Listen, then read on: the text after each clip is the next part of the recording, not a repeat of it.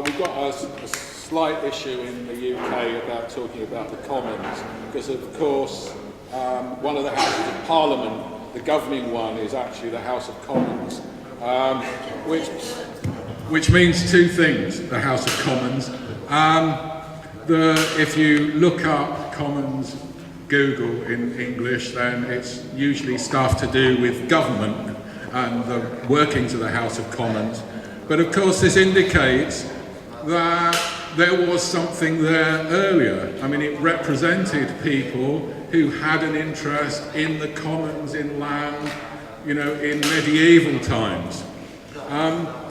Which means that the commons is important. I don't want to go into definitions, or I'm not really concerned about trying to define it, but I think it's important in the sense that the current hegemonic ideas, neoliberalism, pose it as no alternative. That there is the market and nothing else, and the market was always there. You know, the importance, I think, of the commons is that it actually is an alternative, and it's an alternative that is clearly much more historically rooted in people's historical experience than the market, if only it was articulated in that way. And this is actually, you know, there's quite a lot from Marxist historians dealing with those issues, but it does come up in terms of the political discourse at particular times. And I suppose in terms of what we've been talking about, the important time in the UK was in the 1970s, and I'm not sure it got articulated in terms of discussions of the commons per se, but certainly it's the only time we've really had discussions of recuperated factories, not talked about them in those terms, but it certainly posed an issue in terms of rising unemployment. How was that challenged? And of course in the 1970s workers took over factories, but then there was a debate about what happens, you know, and certainly on the left there was debates about what do you propose. Are we just looking for new capitalist owners? Are we talking about nationalisation, or are we talking about cooperatives? And certainly cooperatives came up quite a lot as an alternative, particularly in terms of a very brief period when this was tied in with at least the actions of some government ministers supporting cooperatives. Mostly they were drifted into almost by accident. I mean, you know, what do people do in those circumstances? They sometimes maintain production. I suppose this coloured some of the debate because this was always tied in with government action, and of course the three key cooperatives established in this period of the mid-1970s were supported by government funds, and those government funds actually were only used really to buy out the previous owners. So that money went there. The cooperatives remained underfinanced, had exactly the same problems that caused their downfall in the first place, and were relatively short-lived. But it did set up a whole debate about co-ops and alternatives, because out of that period also came discussions against fighting, you know, closures of, you know, production for social use. Famously, I'm not sure how well known it is internationally, but the Lucas plan that came up from the Lucas shop stewards discussing what they could do as an alternative to military production. And a whole plan for production for social use, social need, rather than military goods, producing energy-saving devices, medical equipment, and so on, things that they felt were of social use. But also there was discussions more broadly about cooperation and the establishment of co-ops. because while increasingly the state was taken over by neoliberalism, and that period was very short-lived for discussions of industrial democracy and cooperation, some of that went to the local state, so that building up opposition to what became the Thatcher government, often in the local state was establishing institutions that would support cooperation. What happens to workplaces that were closed? Some local governments, local cities established cooperative development agencies, supposedly, to support co-ops.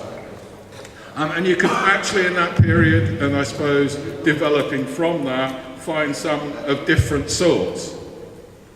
One was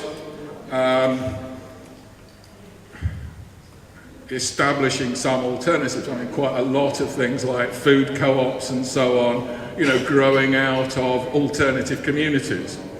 But they also found quite a few that were of very long standing, people providing often specialist services. The one I knew best was river pilots, the people who navigate through local rivers. Established in medieval times, but still run as on a cooperative basis.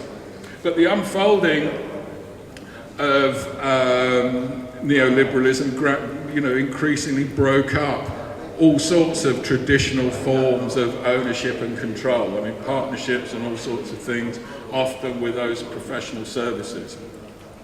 The other thing that was growing in the period, because what you were often talking about were places that were producing things that you certainly couldn't talk of in terms of commons, and things that were often in terms of products that were in decline.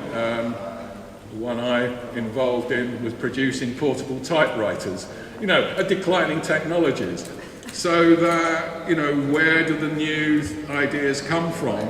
And networks were being established and developed, I suppose talking about research and development. Where do the new ideas come from?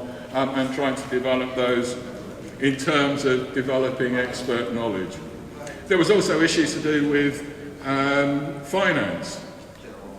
How are people going to finance those plans? I was going back to some of the records of these, and at the time, quite a lot of money could come from established co-op organisation. I mean, in the UK as well, we have, Co-ops UK it's now called, a blanket organisation for quite a large chain of supermarkets, of a bank, and also funeral parlours, all sorts of things.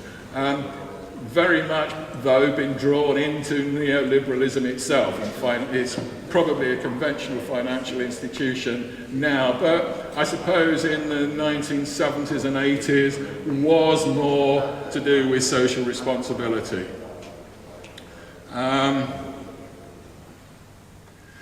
Final thing that neoliberalism tended to do, and it was at the centre of the project, and someone was talking about it, I think it was Marina, about the psychological processes and the subjective processes. That there was a process of individualising people, and that was a deliberate thing, a decollectivisation that occurred in terms of labour law and so on. But, the emergence of human resource management as a phenomena, individual contracts at work and so on, individualising people. And also jobs became much more temporary. You undermine people's security of work, and increasingly there's talk of no more jobs for life and all those sorts of things, certainly in the private sector and increasingly in the public and state sector. So, a term that comes up in management, the idea of commitment disappears. And actually, the underlying commitment was there in terms of any ideas of regeneration that came from, the bottom. we're talking about reclaimed, regenerated factories, people with commitment to what they were doing, what they were producing, often invested quite long and lots of their life in it. Neoliberalism broke that up so that, you don't get, reclaimed symbols of neoliberal, you don't get occupied call centres. I've never heard of one. We might be interested if they reclaim financial institutions, but that might be another. Just a final. There has been a resurgence of interest in some of the ideas of co-ops, because much of the co-op movement has been drawn into the sort of neoliberal project. I won't go into details, but part of neoliberalism is that sort of undermining of the public sector, the welfare sector that's been talked about. But what happens to these privatised health and welfare? Who is going to do the work? How is that to be organised? And actually, neoliberalism is not concerned about the day-to-day detail. They're just concerned about the market in those.